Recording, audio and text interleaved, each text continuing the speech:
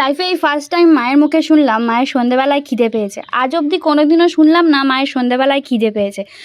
কোনোদিনও কাছ থেকে এসে যদি জিজ্ঞাসা করি মা সন্ধেবেলায় কিছু টিফিন বানিয়েছো, টিফিন সন্ধেবেলায় আবার কারোর খিদে ফিদে পায় নাকি? আমার তো বাবু খিদে ফিদে পায় না।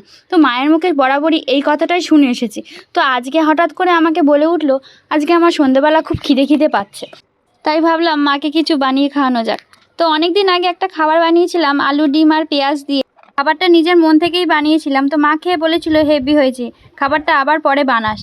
তো আমি দেরি না করে খাবারটা বানাতে চলে এলাম। তো খাবারটা বানাতে কিছুই না, একটা আলু নিলাম, ভালো করে ধুয়ে নিলাম, তারপর খোসা ছাড়িয়ে পিস পিস করে কেটে নিয়ে ইন্ডাকশানে বসিয়ে দিলাম জল দিয়ে, আর সাথে দুটো ডিমও দিয়ে দিলাম, একসাথে দুটোই সেদ্ধ হয়ে যাবে।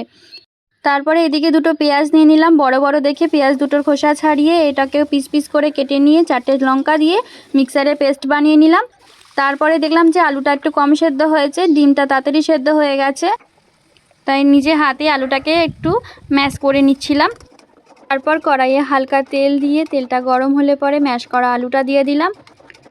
তারপরে পেঁয়াজ আর লঙ্কার যে পেস্টটা আমি মিক্সারে বানিয়েছিলাম ওটাও দিয়ে দিলাম। তারপরে নুন দিয়ে দিলাম, আর স্বাদ মতো চিনি, আর একটু ভিনিগার দিয়ে দিলাম, আর কাশ্মীরি লঙ্কার গুঁড়ো আর হলুদ গুঁড়ো দিয়ে ভালো করে কষিয়ে নিলাম, আর লাস্টে একটু ময়দা দিয়ে ব্যাপারটা একটু মাখা মাখা করে নিলাম।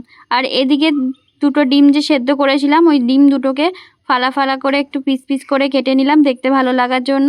তারপরে কড়াইয়ে একটু তেল গরম করতে দিয়ে দিলাম, কারণ যেটা আমি বানাবো পকোড়া মতন, ওই পকোড়াটা তো ভাজতে অনেকটা তেল লাগে, তাই জন্য তেলটা একটু গরম করতে দিয়ে দেবো। আর এদিকে আমি দেখো আলু আর ডিমটাকে ভালো করে হাতের মধ্যেই ভালো করে আলু সেদ্ধ যেরকম মাখে আমার মা ওরকমই আমি মেখে নিলাম। তারপরে ময়দা দিয়ে একটা কোটিং করে নিলাম।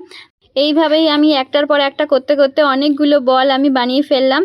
তারপরে এদিকে দেখো আমি একটা ডিম ফাটিয়ে রেখেছি নুন দিয়ে, ওই ডিমের মধ্যে আমি এই বলগুলোকে ডিপ করে তারপরে বিস্কিটের গুঁড়ো দিয়ে ভালো করে 4-5টাকে কোট করে নেব। কোট করে নিয়ে এদিকে দেখো কড়াইয়ে তেল গরম হয়ে গেছে, কড়াইয়ে 4-5টা লাল হয়ে গেছে। তারপরে বলগুলোকে একটা একটা করে ছেড়ে দেবো গরম তেলে। তারপরে এপিট ওপিট দুদিক ভাজা হয়ে গেলে তুলে নেব। চলো খাবার জন্য রেডি। এবার আমি আমার মাকে জিজ্ঞাসা করি কেমন হয়েছে। কেমন হয়েছে?